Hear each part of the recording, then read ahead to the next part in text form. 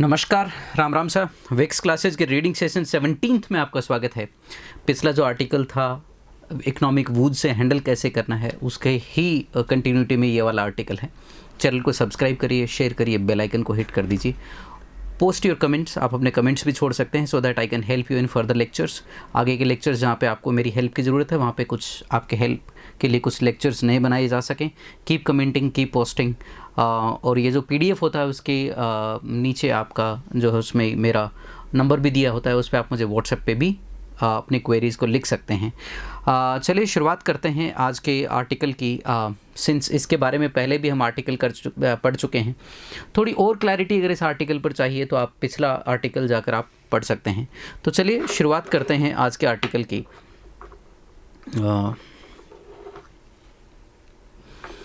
आज का जो आर्टिकल है आपका बेसिकली वो है helicopter money. Jordi Gali suggestion again present in both documents, दोनों डॉक्यूमेंट्स में उपस्थित है। गोज फर्दर टू सजेस्ट, आगे ये जाकर सजेस्ट करते हैं और आगे बढ़ते हैं सजेस्ट करने में, the launching of helicopter money. Helicopter money उसको कह रहा है कि आप ऐसा फिजिकल अरेंजमेंट जहाँ पे आप हर बिजनेस में ऊपर से मनी इन्फ्यूज़ करते हैं।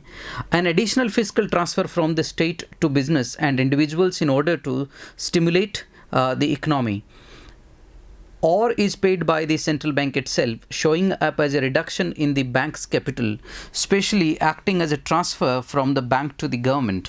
तो ये कह रहा है कि एडिशनल मनी बिजनेसेस को, इंडिविजुअल को इन्फ्यूज़ की जा सकती है। देखिए, हेलीकॉप्टर मनी इंडिया में कोई पहली बार नहीं हो रहा।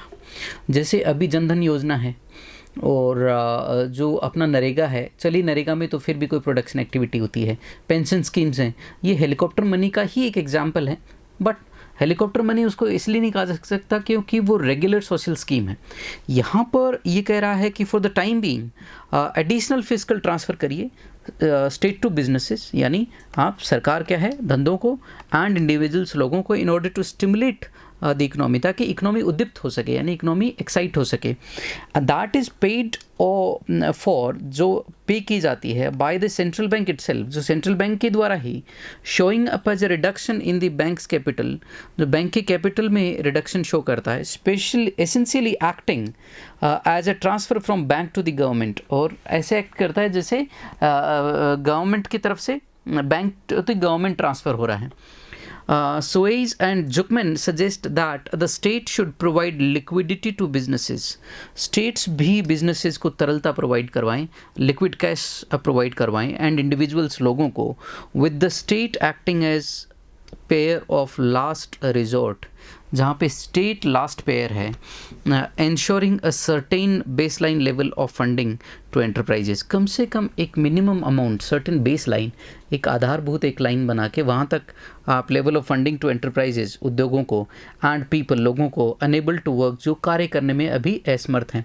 देखिए, इसलिए भी ज़रूरी हो जाता है। अभी चाइना में I was watching a few news clips coming out, वहाँ पे factory owners are distraught badly, वो बहुत ज़्यादा डिप्रेशन में हैं क्योंकि डिमांड ग्लोबली वेंट डाउन, तो वहाँ पे फैक्ट्रियाँ लोगों की क्लोज़ करने की नौबत आ गई है, वो फैक्ट्रियाँ जला रहे हैं। ऐसी कुछ न्यूज़ चाइना से ट्रिकल आउट हो रही हैं।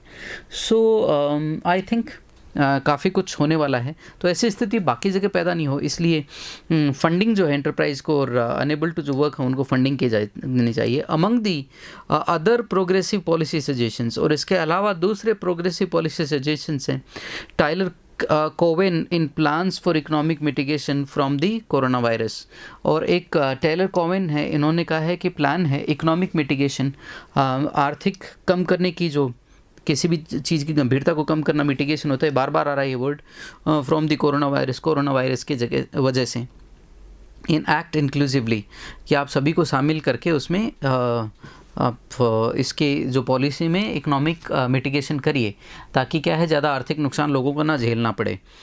गोज़ अ लिटिल फर्दर, वो थोड़ा और आगे जाते हैं, and recommends direct unconditional cash transfers to the people by the state. Unconditional cash transfer, जिसमें कोई आपको वापस देना है ऐसा कोई कंडीशन नहीं होनी चाहिए, वहाँ पे कैश ट्रांसफ़र हो। Despite his generally conservative ideological stance, जो भी आपका आइडियोलॉजिकल कंजर्वेटिव स्टैंस है उसको साइड में रखते हुए, आपका जो भी विचार है आइडियोलॉजिकल है, पॉलिटिकल है, किसी भी वजह से आपका जो भी विचार है उसको साइड में रख के और आप अनकंडीशनल मनी ट्रांसफ़र करिए लोगों को। There is also the more radical suggestion. Radical जो होता है वो कठोर होता है यहाँ पे, वैसे रेडिकल के कई अर्थ होते हैं, रेडिकल कट्टर भी होता है, रेडिकल अतिवादी भी होता है। Suggestion is that this is the moment of implement system of UBI, universal basic scheme. इसके ऊपर काफ़ी डिबेट इंडिया में भी चली थी 4-5 साल पहले, फिर और इश्यूज आ गए, UBI एक बार बैकग्राउंड में चला गया, बेसिक इनकम का। An idea that is rapidly being accommodated by main stream of economic thought. और UBI का जो थॉट है उसको मेन स्ट्रीम इकोनॉमिक्स ज़्यादा से ज़्यादा इंटीग्रेट करने की कोशिश कर रही है। इसकी 2-3 वजह हैं। एक, दुनिया में बढ़ता हुआ ऑटोमेशन, जैसे स्वीडन की गवर्नमेंट ने एक बार, स्वीडन और I forgot the name, I think Sweden का ही केस है, वहाँ पे गवर्नमेंट ने लोगों को कहा कि आप, हमारे पास जॉब्स नहीं है, आप हमसे पैसा ले लीजिए, बट पीपल सेड नो, हमें जॉब्स चाहिए, पैसा नहीं चाहिए। लेकिन अभी क्या हालात है मुझे नहीं पता, ये काफ़ी पुरानी बात है। तो ऐसी स्थिति में क्या होता है, UBI एक वैलिड ऑप्शन है, universal basic scheme, basic income scheme. उसके बाद है the 1.5 trillion bail out by United States. United States ने 1.5 ट्रिलियन बेल आउट पैकेज रखा है in response to the crisis के रिस्पॉन्स में। In fact contains one time cash transfer of $1,200 to individuals, जहाँ पे $1,200 हर इंडिविजुअल को दिए जाएंगे। It has widely been suggested that this should be transferred into recurring payment of greater amount of money। इनका क्या है, इनका जो वाइडली बीन सजेस्टेड, ये सजेस्ट किया जा सकता है कि it should be transferred into a recurring payment.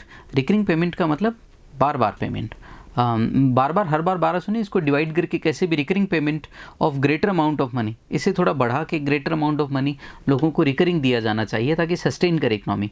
तो European states have announced, European जो कंट्रीज़ हैं उन्होंने अनाउंस किया है मेजर्स का मतलब कदम, दैट रीइंफोर्स, जो मजबूत करते हैं traditional social security arrangements, traditional उनके जो सोशल सिक्योरिटी अरेंजमेंट्स हैं उनको, सच एज अनएम्प्लॉयमेंट इंश्योरेंस, वहाँ पे अनएम्प्लॉयमेंट इंश्योरेंस चलता है यूरोप में, तो उसको भी मजबूत बनाने का उन्होंने प्रयास किया है। The two compilations of largely proposed policies for developed countries, ये इसमें से 2 compilation है वो डेवलप्ड कंट्रीज़ के लिए सॉल्यूशंस बता रहे हैं। although there is a mention, हालांकि उद्धरण होता है by Adam C.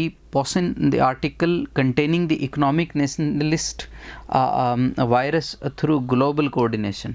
जो इकोनॉमिक नेशनलिस्ट वायरस है उसको ग्लोबल कोऑर्डिनेशन से कंटेन किया जा सकता है। अभी देखिए जो इकोनॉमिक्स है मेन स्ट्रीट, उसमें जो लेफ्टिस्ट इकोनॉमिक्स हैं वो नेशनलिज्म के हमेशा अगेंस्ट होते हैं, उनको नेशनलिज्म एक डिजीज़ नज़र आता है, जबकि आज की रियलिटी है ज़्यादातर वर्ल्ड ओवर जो गवर्नमेंट्स हैं वो राष्ट्रवादी गवर्नमेंट्स हैं पूरी दुनिया में। तो कह रहा है कि राष्ट्रवादी वायरस को अगर कंट्रोल करना है तो इसके लिए ग्लोबल कोऑर्डिनेशन चाहिए।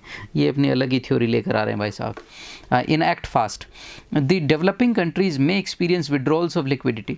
डेवलपिंग कंट्रीज एक्सपीरियंस कर सकते हैं विड्रॉल है लिक्विडिटी का, if the reaction to the crisis is done on national lines, अगर जो रिएक्शन है क्राइसिस का वो नेशनल लाइंस पे किया जाता है। दीज एक्सपेंशनरी फिस्कल पॉलिसीज़, ये विस्तारवादी जो वित्तीय नीतियाँ हैं इन डेवलप्ड वर्ल्ड, विकसित देशों में, may also limit the amount of money transferred as development aid, जो कि वो अपने लोगों को भी ऐड दे रहे होंगे, तो वो डेवलपिंग कंट्रीज़ के लिए जो ऐड जाती है उनकी, उस पे ज़रूर कंस्ट्रेन आ सकता है, वो लिमिट हो सकती है, वो सीमित हो सकती है। तो इसके लिए आपको ग्लोबल कोऑर्डिनेशन चाहिए। देखिए जो वर्ल्ड में जो ऐड आती है ज़्यादातर डेवलपिंग कंट्रीज़ को, डेवलप्ड कंट्रीज से आती है, तो वो ऐड जो है वो सीमित ना हो, इसके लिए भी कुछ प्रयास, उसके लिए भी कोऑर्डिनेशन आपको चाहिए। Countries like India have neither the fiscal space nor the unconventional monetary tools to undertake many of the policy proposals put forth।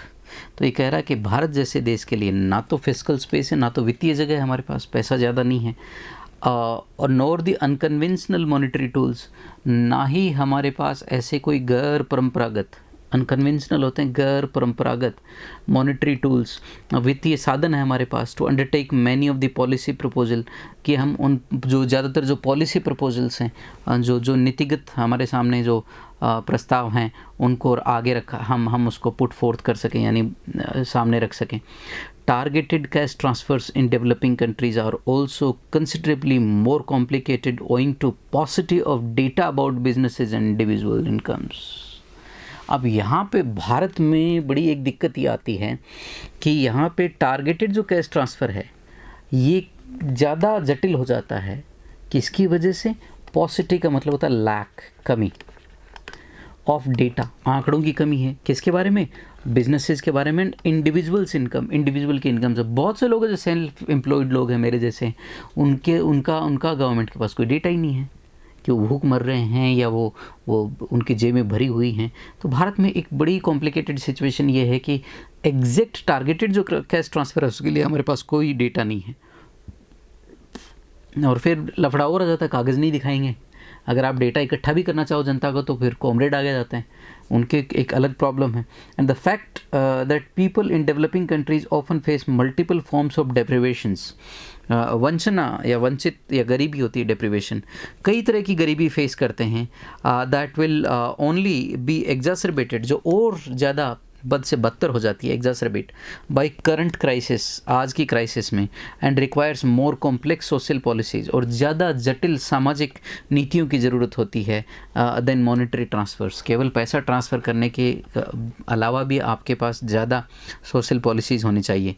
Developing countries are also less likely to carry out policies, और developing countries की ज़्यादा कम संभावना होती है ऐसी policies को लागू करना, सच एज हेलीकॉप्टरिंग मनी, पैसा ऊपर से डालना, और क्वांटिटेटिव ईज़ जो होती हैं वो बेसिकली बैंकिंग से संबंधित टर्म है. And as their interest rates are not as conventionally low as those in the west. जो क्वांटिटेटिव ईजिंग कहते हैं इंटरेस्ट रेट को लोअर डाउन करना ताकि इन्वेस्टमेंट बढ़े, ऐसी भी डेवलपिंग कंट्रीज़ में कोई सुविधा नहीं होती, क्योंकि इंटरेस्ट रेट जो होता है ना वो कन्वेंशनली जो है ट्रेडिशनली उतनी कम नहीं होती जितनी कि पश्चिमी देशों में. The broad similarity of suggestions across two sets of documents is notable. इन सजेशंस में दो तरह के जो सिमिलैरिटी हैं वो देखने लायक है. However what is even more striking, और ज़्यादा चौंकाने वाली बात क्या है, is that most states have generally signed on to these platforms. ज़्यादातर देशों ने इस प्लेटफॉर्म पे साइन किया हुआ है. Ensuring relief to businesses and individuals, कि लोगों को और धंधों को थोड़ी राहत दी जानी चाहिए. As well as reassuring them, और उन्हें सुनिश्चित करना है with them promise of fiscal stimuli to come. Stimulus का बहुवचन स्टिमुलाई होता है कि आगे हमें रीअश्योर करना है कि आगे आपकी जो फिस्कल स्टिमुलस भी आपको दिए जाएंगे. There has been a spate of articles found in the world. Spate of articles मतलब खूब सारे आर्टिकल्स आ रहे हैं. That have often disparagingly declared that government response to कोविड-19 pandemic has shown that in times of crisis we all are socialists. जो अभी जो क्राइसिस के समय जो रिस्पॉन्स आता है सरकारों का, तो ये दिखाता है कि सारी की सारी सरकारें कहीं ना कहीं जाके सोशलिस्ट हो जाती हैं, यानी समाजवादी हो जाती हैं. This does not mean that governments are calling for socialisation of vast sector of economy. इसका कतई मतलब ये नहीं है कि सरकारें सोशलाइजेशन, सामाजिकरण कर रही हैं ज़्यादातर जो बहुत बड़ा सेक्टर होता है इकनॉमी का. Although some countries have nationalized previously privatized parts of the health care. काफ़ी देशों ने पहले हेल्थ केयर पार्ट्स को प्राइवेटाइज कर दिया था, फिर वापस उसको नेशनलाइज किया industry. And some are promising to go even further and nationalize other industries. और कुछ तो प्रपोज कर रहे हैं कि बाकी इंडस्ट्रीज़ को भी नेशनलाइज कर दो जो हैं वो. But this is going to be very radical solution which is not feasible right now. उसको हम फिजिबल नहीं मानते अभी. उसके बाद आपका आता है अगला इसमें nationalise but increased government spending. लेकिन बढ़ाई हुई जो सरकारी जो खर्चे हैं और बोरिंग्स, उधारियां हैं, एंड हाइटेंड स्टेट गाइडेंस, और बहुत ज़्यादा हाइटेंड का मतलब बढ़ाई हुई स्टेट की जो guidance of economy are pretty much universal in the present crisis. जहाँ पे स्टेट्स जो है अर्थव्यवस्था को गाइड कर रहे हैं वो प्रेजेंट क्राइसिस में बहुत ज़रूरी हो जाता है. तो देखिए क्राइसिस के समय रिस्पॉन्स ज़रूरी भी हो जाता है, लेकिन अगर फिर लगातार अगर आप सोशलाइज कर देंगे इकनॉमी को, तो फिर पहले वाले वही हालात पैदा हो जाते हैं जहाँ पे सरकारी नौकर जो है वो काम करके राज़ी नहीं होता। और क्राइसिस की स्थिति में अगर आज हम देखें तो हेल्थ केयर वर्कर्स हैं जो पुलिसमैन हैं on the street, on the roads, they are doing wonderful job. इस टाइम क्राइसिस के समय वो देवता बनकर उभरे हैं and they are doing pretty fine job. The consensus in two publications, इन दोनों में जो आम राय है अंडर रिव्यू, जो जिनका रिव्यू किया जा रहा है, represents in the same ways a leftward shift in economic orthodoxy. आर्थिक जो ऑर्थोडॉक्सी है उसमें समाजवाद की तरफ इनका जो है झुकाव बढ़ा है। विद वाइड स्प्रेड रिकग्निशन, ज़्यादातर जो पहचान मिल रही है of the need of the state expenditure, जहाँ पे स्टेट एक्सपेंडिचर की ज़रूरत होती है ऑन पब्लिक हेल्थ मेजर्स, जो जनता के लिए जो स्वास्थ्य के उपाय हैं, एंड गवर्नमेंट इंटरवेंशन, और जो सरकार का दखल है to sustain demand in the economy में डिमांड को सस्टेन करने के लिए सरकार का दखल। एट द सेम टाइम, इसके साथ ही साथ it reveals a lack of radical proposal for the future, कोई कठोर प्रपोजल की भी कमी है भविष्य के लिए। There has been no demand for wide spread nationalisation और government control over industries that are to be bailed out. ज़्यादातर इंडस्ट्री जिनको बेल आउट किया जाता है उस पर गवर्नमेंट कंट्रोल की भी कोई बहुत ज़्यादा डिमांड किसी भी देश में नहीं है। वो इसलिए भी नहीं है क्योंकि जो सोशलिस्ट टाइम था इंडिया का या किसी कंट्री का, वो ज़्यादा पुराना नहीं है, लोग वो भूले नहीं है वो प्रताड़ना सरकारी नौकरों के हाथों से। तो वो अभी जनता में वो ज़्यादा चाव भी नहीं है उसका कि ज़्यादा हो जाए ऐसी चीज़ें, उसके लिए जनता की कोई डिमांड भी नहीं है, except a few media houses जिनके अपने वेस्टेड इंटरेस्ट हैं। इंडिया में भी ऐसे मीडिया हाउसेज हैं जो लेफ्ट थिंकिंग रखते हैं, और जो ज़्यादातर जेन्यू एजुकेटेड लोग हैं वो इस तरह का ज़्यादा प्रोपेगेंडा फैलाते हैं क्राइसिस के टाइम में। Expending medical insurance and employment guarantee all are discussed but are expected to be temporary. और ये जो मेडिकल इंश्योरेंस और जो जॉब इंश्योरेंस है ये भी टेम्परेरी है। Both publications have an appraisal or and appreciation of economic and socialist institutions facilitating the response to the pandemic। दोनों के दोनों जो पब्लिकेशंस हैं उन्होंने इस बात को सराहा है, इकोनॉमिक एंड सोसाइटल इंस्टीट्यूशंस, आर्थिक और सामाजिक जो संस्थाएं हैं जो फैसिलिटेट कर रही हैं, ईज कर रही हैं the response to the pandemic, जो पेंडेमिक में इनका जो रिस्पॉन्स है, एंड आर पर्टिकुलरली एप्रोबेटिव, और पर्टिकुलरली एप्रोबेटिव है of institutional structure of East Asian countries. East Asian countries के जो इंस्टीट्यूशनल स्ट्रक्चर्स हैं which reacted rapidly and responsibility to the crisis, उन्होंने ज़्यादा तेज़ी से रैपिडली और रिस्पॉन्सिबली क्राइसिस की तरफ उन्होंने इसको किया। अब देखिए ऐसा ज़रूरी नहीं है, इंडोनेशिया इनिशियली कोविड-19 को लेके वो इज़ वेरी बुलिश एंड बहुत वंडरफुल जॉब किया, भारत में उनका मीडिया भी उनके गीत गा रहा था कि क्या वहाँ की सरकारी मशीनरी ने ये किया वो किया। लेटर ऑन दे फॉल्टर्ड, और फिर उसके बाद वो मामला उनका वहाँ पे गड़बड़ा गया, एंड अभी हालात वहाँ पे वापस ख़राब हो रहे हैं धीरे धीरे। सो अभी 3 मई के बाद अगर आप कोई ज़्यादा सरप्राइज़ नहीं होना चाहिए कि लॉकडाउन थोड़ा सा बढ़ जाए, क्योंकि इसके लिए सस्टेन्ड एफर्ट चाहिए जब तक कोई इसकी वैक्सीन नहीं आ जाती, कोई इसका कोई वायबल ट्रीटमेंट इसका नहीं आ जाता। However, the current crisis does not seem to have provoked any deeper soul searching about the nature of globalization and its institution।